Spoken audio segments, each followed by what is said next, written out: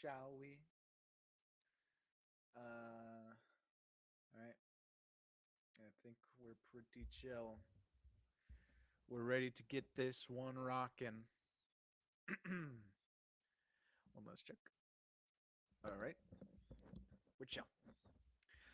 What up, Suns fans? Suns get the win again.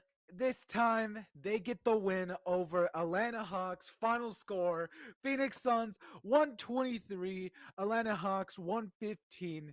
There is a lot to talk about this one. I quite quickly, this one's really satisfying. A much needed win and all the above. All right, we'll discuss it more in here in just a few seconds. Gorgeous move from Bradley Beal. Personally, I feel like that brother needed help. Devin Booker with the clutch three. What a satisfying game that the Suns just completed. This, I could say, it's just right off the bat here, the Suns really needed this, needed an answer to whatever we witnessed that Charlotte Hornets game. The Hawks, they are pretty they're pretty good. They're also pretty bad. The fact that they are now 19 and 19 on the season goes to show you how pretty I guess you could say unpredictable they are, or just kind of mediocre every night. Uh they could be really good and they could be really bad at times. But luckily, we got the really bad Hawks this time. And this one was quite a shootout. The Suns, who struggled scoring against that Charlotte Hornets game, came out with a lot of very new answers. This is really, I call it satisfying because I feel like it answers. This game was an answer to a lot of the concerning problems that the Phoenix Suns were having over these last couple of games. Now, not it doesn't answer all those problems. The Suns are still problems. They're just they're little minute, you know? It's like we could push those problems away right now because we won. All right, first, let's just enjoy the win here. A win is a win, and it feels good to get closer back to 500. Um, but I mean, those problems are still going to be very uh, a a concerning factor as we approach the trade deadline. And I have my 2 cents about those on where this team could stand on coming trade deadline and which players could possibly be staying or not. But as of right now, the Suns statistically did very well. All right. You love to see it. It's a very complete game because we've had our big three. They all looked so on tonight. Yeah, this was such a fun game. I don't know what it was. Maybe it's I mean, it's coincidence that the Suns played this good of a game.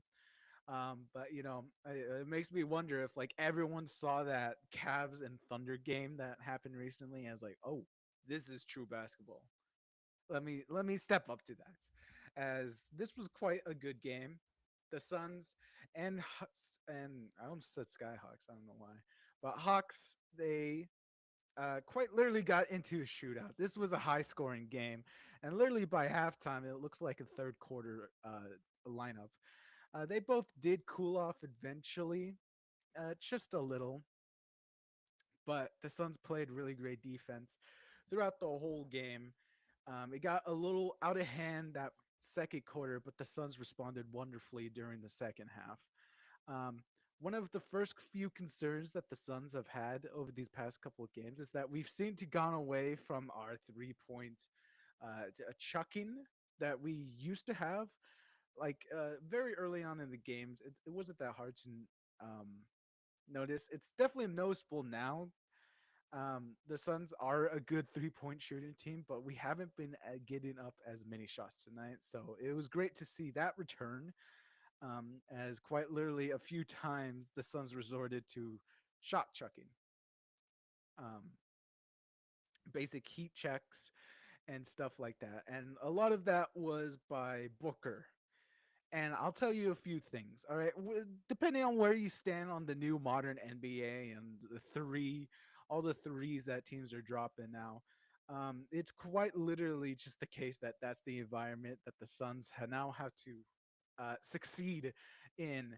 And also, I think as the Suns fan, even though Booker we'll just touch briefly on his stats tonight.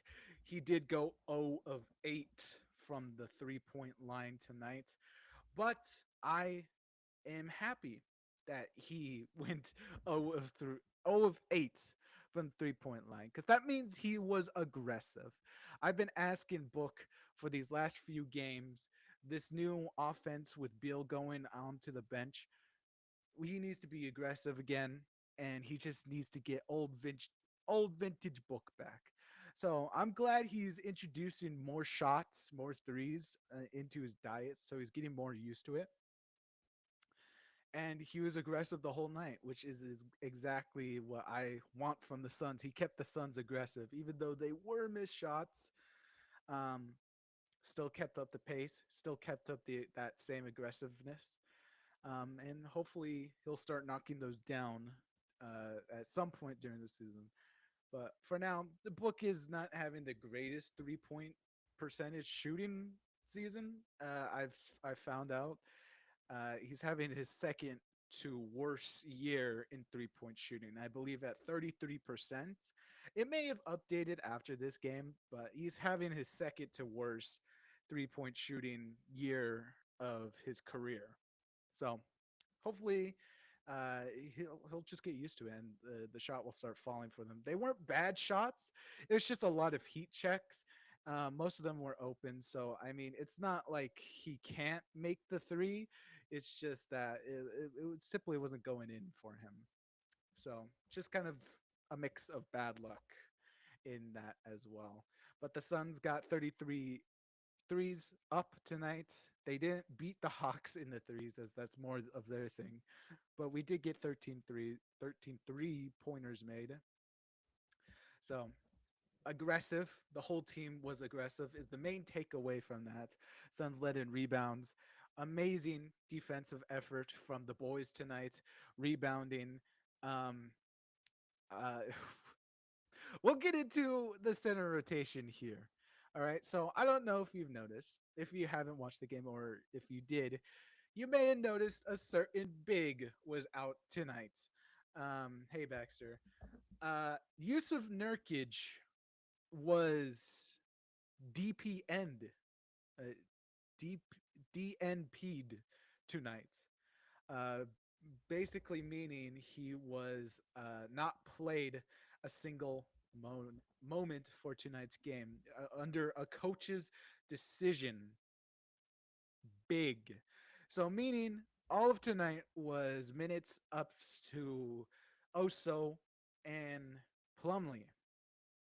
This is a very interesting change, and honestly a change that I'm willing to welcome. We've already it's kind of like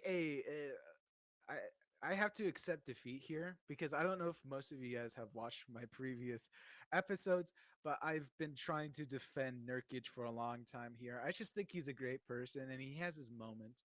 But I mean, I have to come to reality here and realize that Yusuf Nurkic is just simply not putting up, is not living up to the hopes and where this Suns team needs him to be for us to all succeed as a team. That's my professional response on that. So that I could see the decision why Yusuf Nurkic was left out of tonight's game, and honestly, I'm happy for it.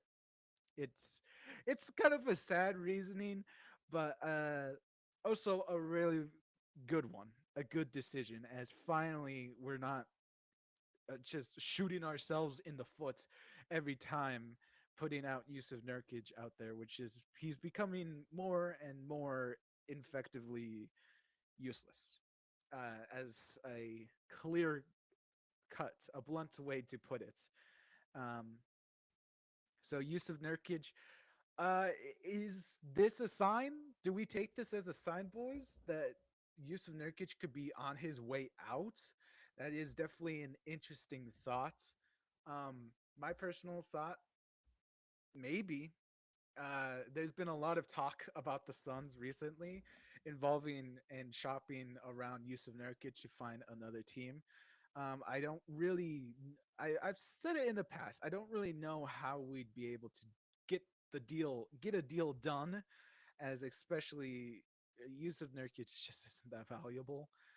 So it'd be involving some kind of picks, and then we'd also ideally have to get this to go away where the Suns still benefited and from this Nurkic. So it's questionable. There's not that many options, and it's pretty hard to get done. But this could be a sign that they're already planning on to move from Yusuf Nurkic.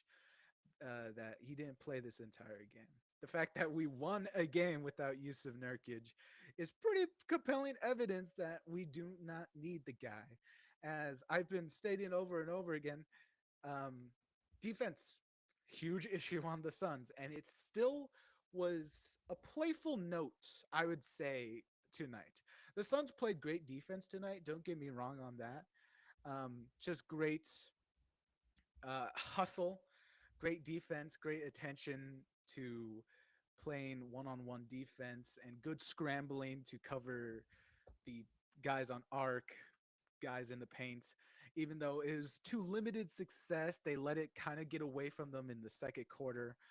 And it's it's quarters like that in the second quarter that it really highlights the issue that the really the one thing the Suns are that's holding them back is a good center, a good rim protector, a shot blocker even, but mostly rim protector. As the Hawks went like five straight possessions of just laying up the basketball into the hoop, and that's what gave them their lead at halftime break.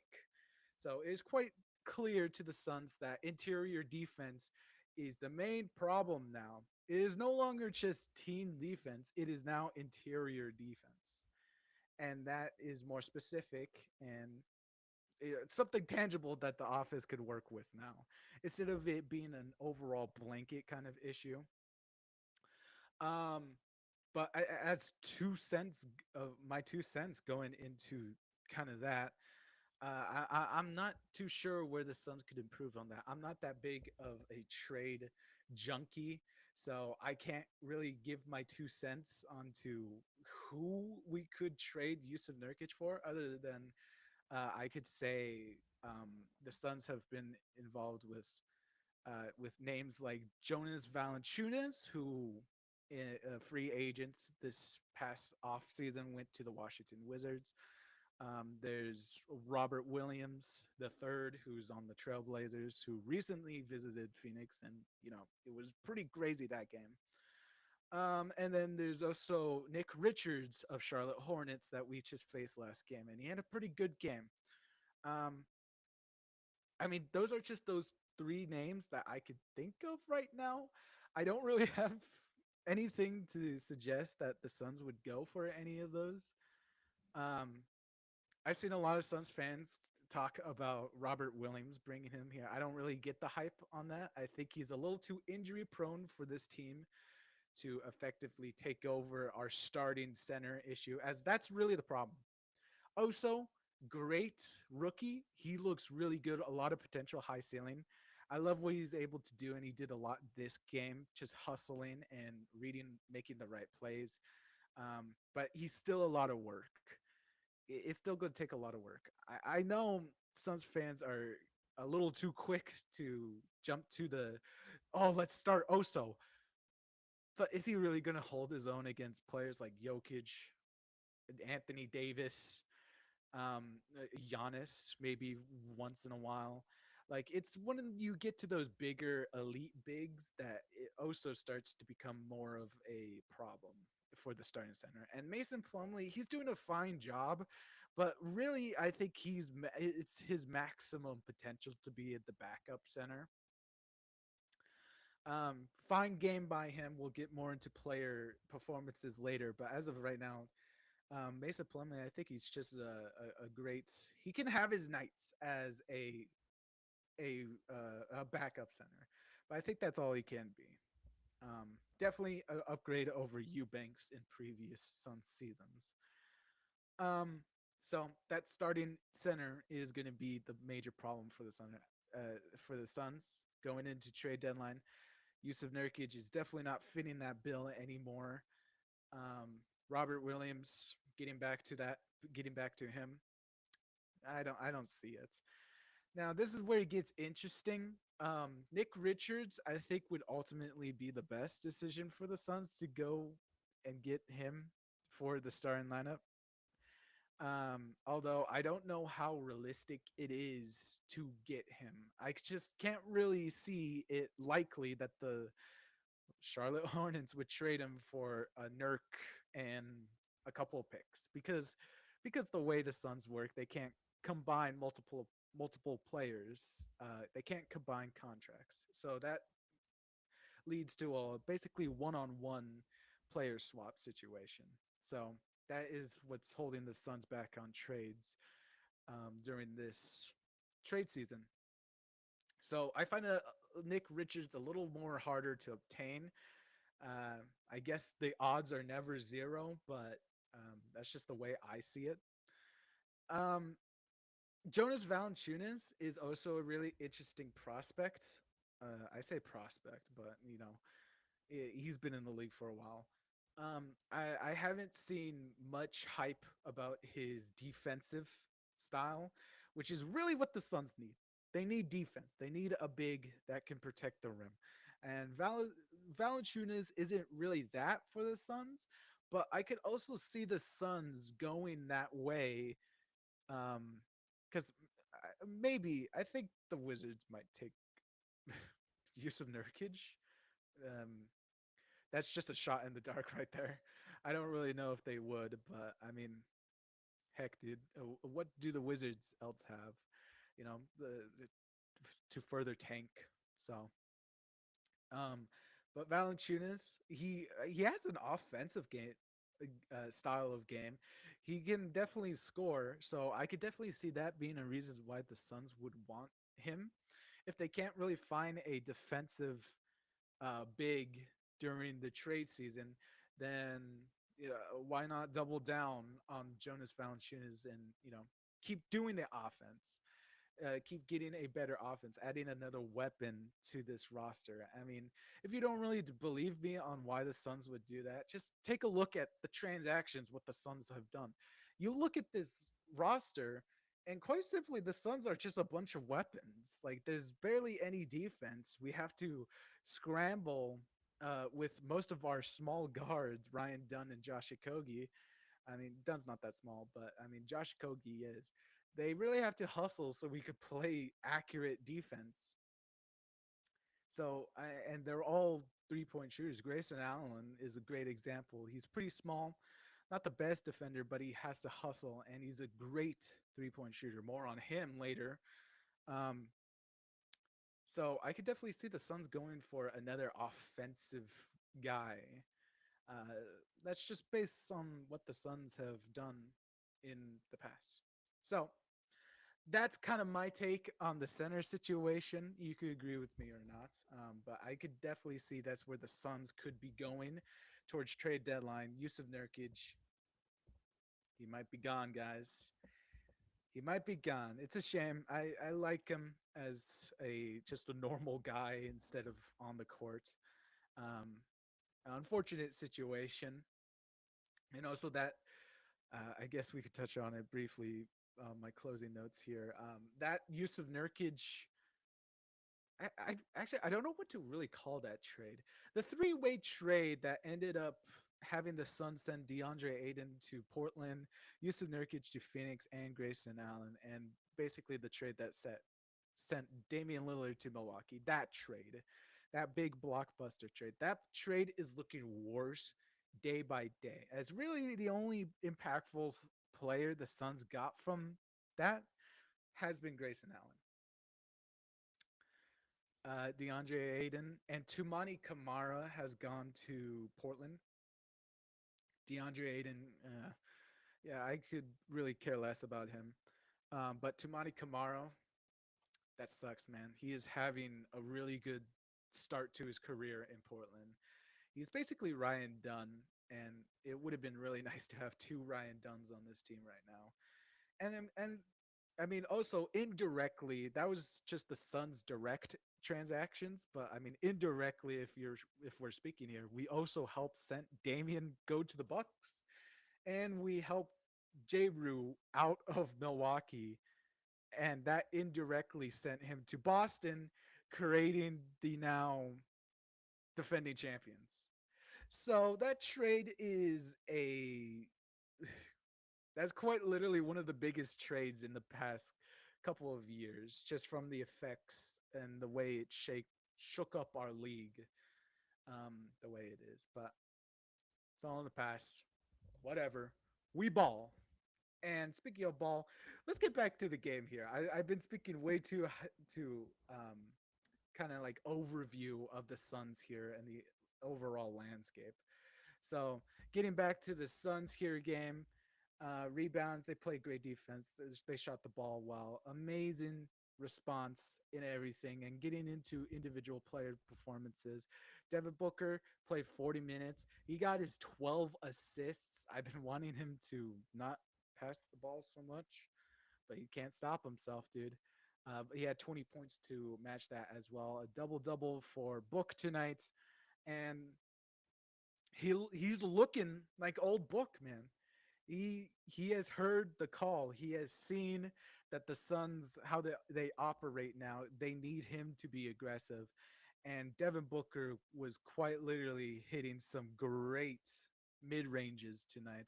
All of the big three have were hitting big shots from mid range. It's quite beautiful to see, and they're called mid range warriors for a reason.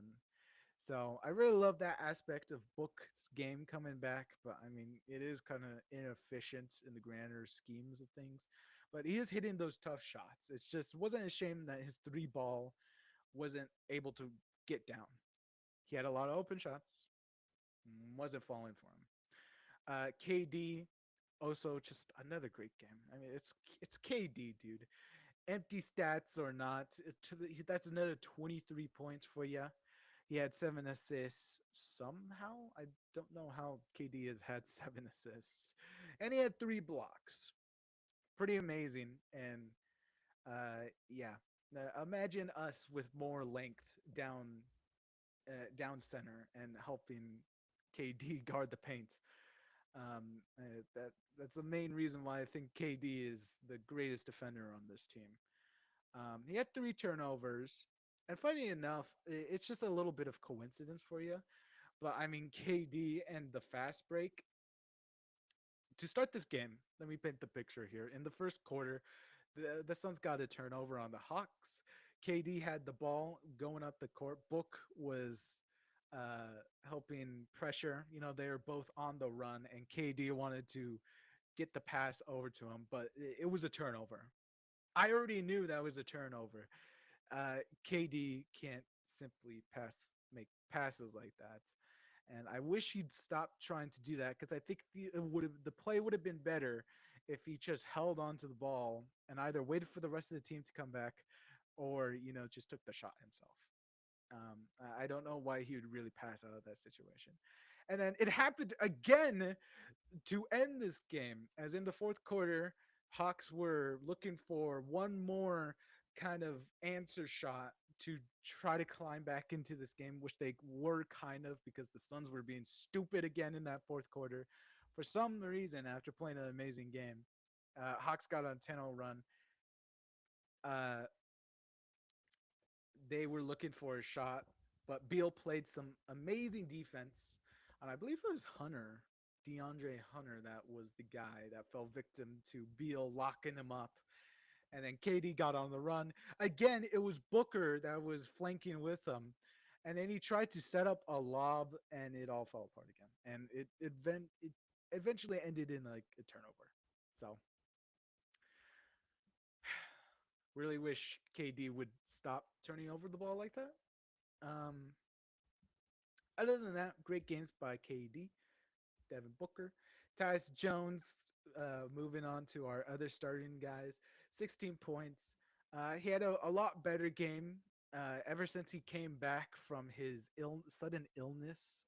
Um, in that Philly game and then the Charlotte game, he's been having pretty rough games. But this is his first game where he looks back to normal. He had 4 assists, 16 points. He's basically a spot up shooter now and acts as like a shooting guard. Um, Really weird.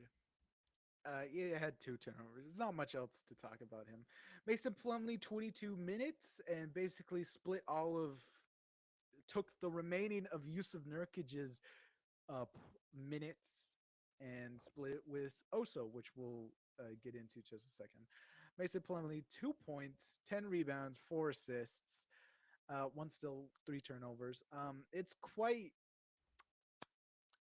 My reaction on Plumlee is kind of mixed because he's not a starting center. Um, Going forward, he can't be the starting center. The Suns need to trade out of that, and I already talked about that on where that could go. But Mason Plumlee, a pretty great night. He did fine. Not much to hate on him about. He didn't have a bad game, just a couple of bad plays that I would say about him. But I mean, he put together a pretty nice night, and we'll talk about his sub for just a second here. Oso, who was the other center for tonight, 4 points, 25 minutes out there, 5 rebounds, 2 assists. And honestly, he had an emphatic dunk, which was amazing. And he made up for his turnover, his one and only turnover, with a steal. And he got to finish it on the other side. So, I mean, Oso, still love him. Great guy. I love what he could do. Just not starting caliber yet. Um, so, but a great game put together by both of them to cover the Suns' center issues tonight. But if we were to go against Anthony Davis tomorrow, we're so screwed. And then to finish out the lineup again, Ryan Dunn, who got another one a start for the Suns. He had a pretty tough role tonight, as his main duty was to a to basically guard Trey Young. You know, one of the most shiftiest, craftiest point guards in today's league. So he was getting pretty battered in that aspect. He ended the night with 4 fouls, and he got 3 of them in like the first. He got 2 of them in like 5 minutes of the game. It was pretty bad, and that led to him being pretty ineffective most of the first half. But what I love about Ryan Dunn is that he didn't give up. As in the second half, he came out way better in the third quarter. He remained scoreless the whole first half, but that third quarter he exploded, finally getting his 6 points for the night. And he just generally took over that second half by showing his hustle. He got a lot of rebounds, second chances for the Suns, and blocks, and he was able to guard Trey Young pretty effectively as he really learned his lesson. So I really like that little just story arc of Ryan Dunn in this game, and it just really goes to show you how awesome he is. He's such a good prospect here in Phoenix. I think a couple of people already said it. If Ryan Dunn is traded, then we should get out. We should all collectively go to Matt Ishbia's office and trash it. It's not me citing an insurrection. That's a joke. That's a joke. That's a joke. That's a joke. But I mean, if he is traded, I'm already having enough trouble dealing with losing to Mani Kamara. If we lose Ryan Dunn, it's over. It's over. And that's all of our starting lineup. Pretty good nights from all of them. And we had a pretty good night from our bench as well. Bradley Bill, new captain of the bench, gave up another solid performance. He had a pretty slow night in Charlotte as most of the shots weren't going in. But like I said already, the big three mid ranges were falling tonight, and that wasn't, and that goes the same for Bradley Bill, as he was pretty automatic from the mid range, showing all that effort. 25 points, tonight's game scoring leader, and I'm wearing his jersey, even though this is not the jersey they wore tonight. 3 rebounds, 1 assist, and oh wait, 7 rebounds, 2 assists, 3 steals, and a block. Pretty over, pretty great overall night for Bradley Beal. He's really natural. I think that is such a great move, moving Bradley Beal to the bench because our offense just looks so much more cohesive. Such a great offensive night that the Suns had, where everyone just seemed to be working together. It's really satisfying when it all comes together like this. And Grayson Allen joined him 23 nights.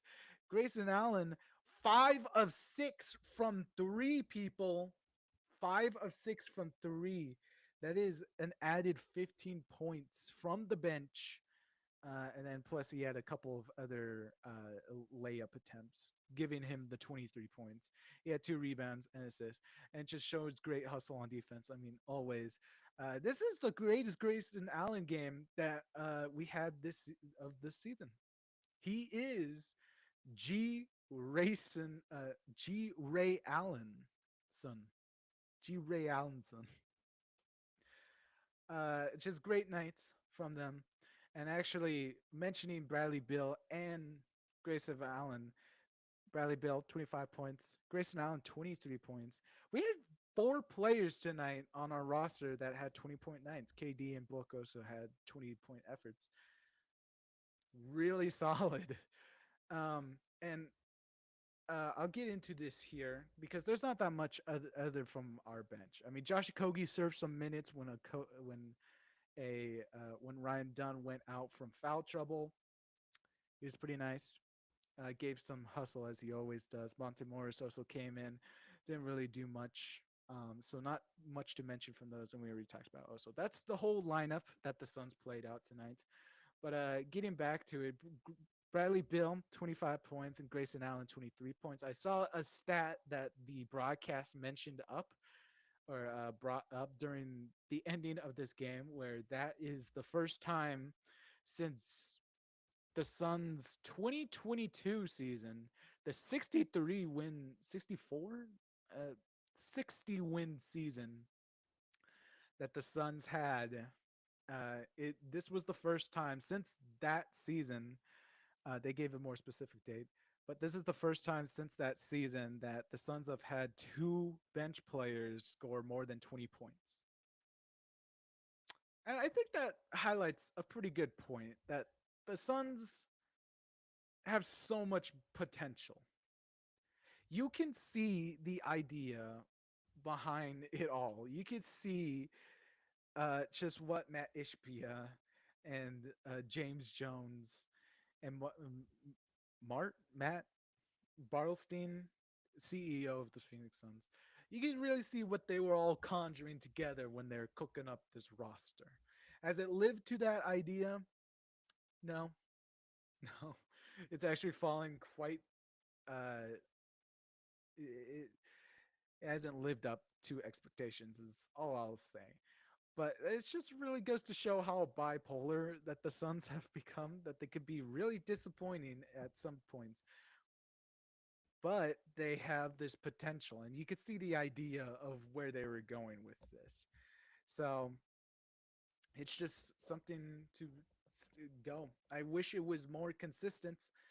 That the Suns had this kind of effort come from them every night, but unfortunately, that is not the case for the Suns. I mean, I hope this is such a spark for the Suns. Our next game, I'm done talking about this game as we now look ahead to the future. So the Suns will be back on Saturday, this upcoming Saturday, against the Utah Jazz. So hopefully that is another easy game for the Suns. We've already beat the Utah Jazz twice already. Um, That one's an early one. So hopefully the Suns will be able to keep this energy. This is a really good stretch that I want the Suns to take seriously.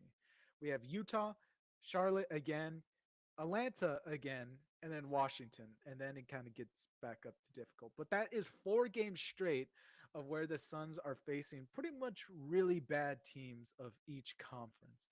I hope the Suns take this chance to just learn, build that synergy up, learn everything out, and it's just become more cohesive.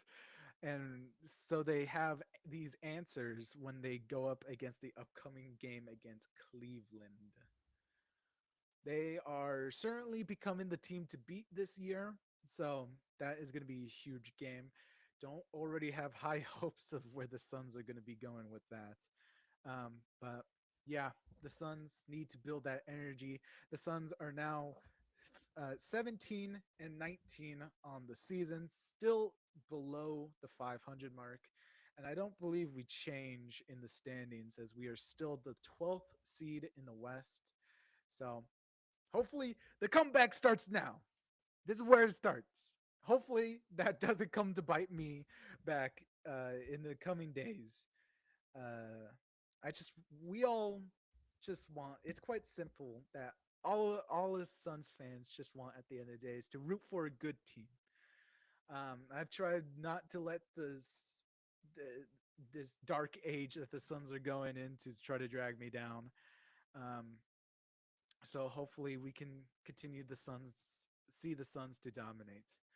Hopefully no more, but that's wishful thinking, and we'll have to go see.